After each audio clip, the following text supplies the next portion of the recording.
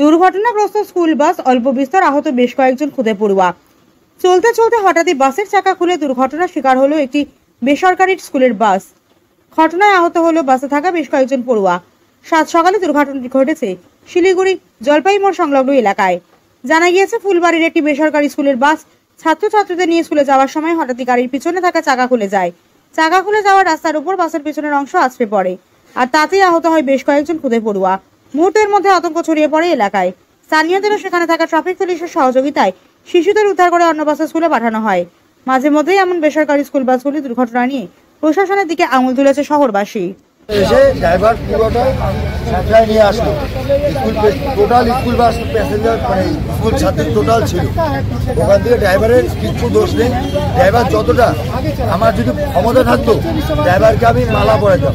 অনেক এরকম ড্রাইভার পাওয়া মানে মুশকিল। ড্রাইভারের কোনো দোষ নেই। ড্রাইভার যেভাবে আমার মা মানে আমার বাচ্চা হোক ছেলে হোক যারা বাচ্চাইছে আমার মা ভাই বোন অনেক ড্রাইভার ড্রাইভারের অন্য বাসে উঠাই দিয়েছে।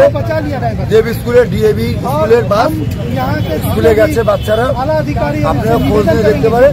কিন্তু একটাই প্রবলেম যে এখানকার ট্রাফিক পুলিশ কোনো প্রশাসনের কোনো নেই, কিন্তু ওনারা সবসময় চায় যে পয়সা।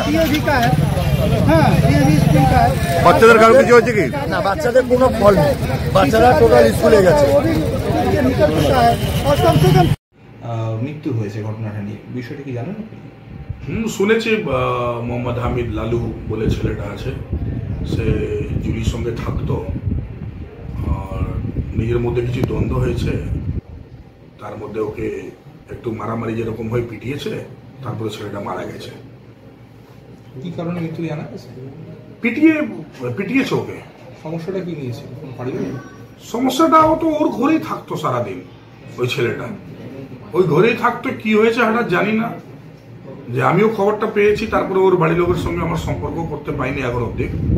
যে আমি যেটা শুনলাম যে ওকে পিটিয়েছিল, পরে যখন হসপিটাল নিয়ে গেছে তখন মৃত্যু ঘোষণা করেছে।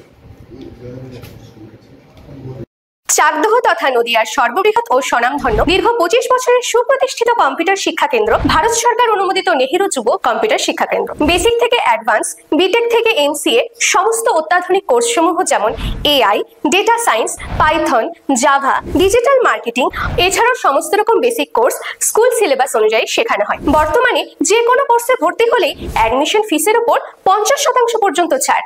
এছাড়াও যে কোনো ডিপ্লোমা ও অ্যাডভান্স ডিপ্লোমা কোর্সে ভর্তি হলেই পেয়ে যাবেন 6 মাস থেকে 1 বছরের free spoken English class. Nehru যুব কম্পিউটার থেকে কোর্স শেষে পশ্চিমবঙ্গ ও ভারত সরকার অনুমোদিত প্রাপ্ত সার্টিফিকেট যে কোনো সরকারি চাকরির ক্ষেত্রে সর্বাধিক গ্রহণযোগ্য।